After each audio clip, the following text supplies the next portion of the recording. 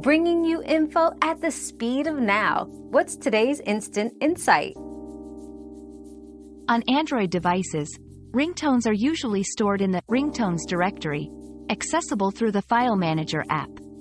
If you've downloaded a ringtone, it might also be found in the Downloads folder.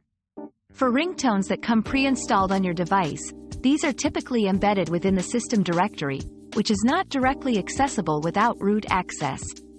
Always ensure any custom ringtones you add are compatible with your device for seamless integration.